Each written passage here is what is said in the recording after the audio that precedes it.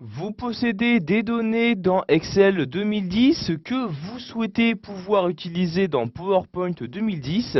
Sachez que vous pouvez donc les transférer sans aucun problème. En effet, je vais par exemple ici pour l'instant donc transférer donc ce tableau actuellement présent sous Excel 2010 donc dans mon logiciel PowerPoint. Pour ce faire, je vais tout d'abord le sélectionner. Donc je sélectionne ici mon tableau, je clique donc sur cette cellule et en maintenant le clic de ma souris, je sélectionne donc les différentes cellules de mon tableau. Donc vous voyez donc que je lâche maintenant le clic de ma souris et donc une fois ma sélection faite, je vais la copier. Donc je me rends dans l'onglet accueil et je clique sur ce bouton là, donc le bouton copier, je clique donc dessus et vous voyez maintenant donc mon tableau a été copié. Je peux maintenant retourner sous PowerPoint 2010, je clique donc ici sur l'onglet présent dans la barre des tâches, je vais maintenant le coller, donc vous voyez je clique ici sur le bouton coller, donc dans l'onglet accueil.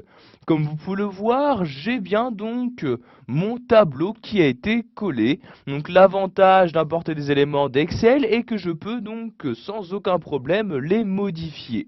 Par exemple, ici, je souhaite modifier cette valeur-ci, je la sélectionne, et par exemple, à la place de 125, je vais mettre 250 comme ceci, et vous voyez donc, la valeur a été modifiée sans aucun problème. Il y a bien maintenant 250 qui apparaît donc dans la cellule de ce tableau. Donc je peux également choisir de mettre en forme toujours ce tableau directement maintenant à partir de PowerPoint 2010. Je clique donc ici pour cela donc sur l'onglet création et je peux ici changer sa mise en forme. Je clique donc sur ce bouton là et je peux par exemple ici lui appliquer cette forme-ci.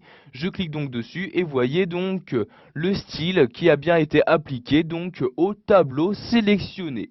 Je vais maintenant supprimer ce tableau, je clique donc dessus et j'appuie sur la touche supprimer de mon clavier et voyez donc ce tableau maintenant qui a disparu de ma diapositive. Nous allons maintenant voir que pour les graphiques, il s'agit exactement de la même manipulation. Je retourne tout d'abord sous Excel 2010 en cliquant ici sur cet onglet-ci. Je vais ici me rendre sur la feuille numéro 2. Je clique donc ici sur la feuille correspondante. Et je vais maintenant donc transférer ce graphique-là. Je clique tout d'abord dessus pour le sélectionner. Donc une fois celui-ci sélectionné, je peux retourner dans l'onglet accueil sur le bouton copier. Je clique donc ici sur ce bouton-là. Je vais maintenant retourner sous PowerPoint 2010 et je clique ici de nouveau sur coller comme ceci. Et comme vous pouvez le voir, donc le graphique apparaît bien donc sur ma diapositive. Donc ce graphique peut toujours être modifié, donc vous voyez ici, je peux toujours apporter donc grâce aux différents onglets qui apparaissent ici, donc ajouter des informations comme des titres ou encore changer le style de mon graphique. Sachez que vous avez la possibilité donc de coller un graphique ou un tableau en tant qu'image, c'est-à-dire que vous ne pourrez plus y apporter de modifications.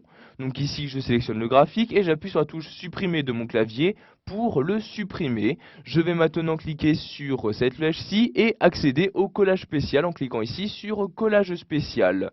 Vous allez maintenant choisir donc dans cette fenêtre-ci, donc ici à l'aide de cette liste-là, donc sous quel élément vous souhaitez donc coller votre graphique. Donc ici sous une image, donc vous choisissez ensuite le format que vous souhaitez utiliser. Donc vous voyez ici les différents formats tels que le PNG, le format GIF ou encore le format JPEG. Je vais par exemple ici utiliser le format JPEG, je clique donc dessus pour le sélectionner et je clique ensuite sur OK comme ceci. Et voyez donc maintenant mon graphique apparaît toujours mais maintenant en tant qu'image. Voyez par exemple maintenant donc l'onglet outils images qui apparaît bien donc pour personnaliser l'image correspondante. Voilà, nous avons vu dans cette vidéo formation comment importer des éléments depuis Excel 2010.